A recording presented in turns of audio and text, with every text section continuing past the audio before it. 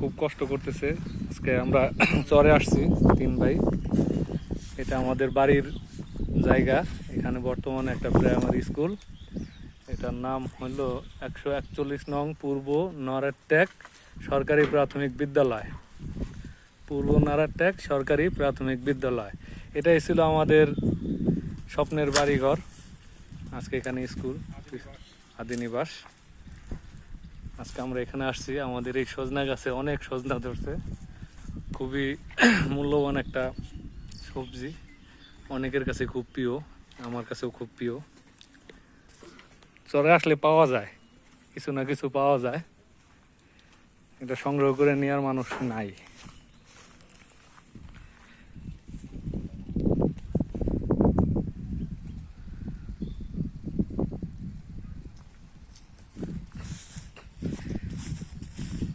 আমার ভাইয়ের সাথে আছে আমার মামা।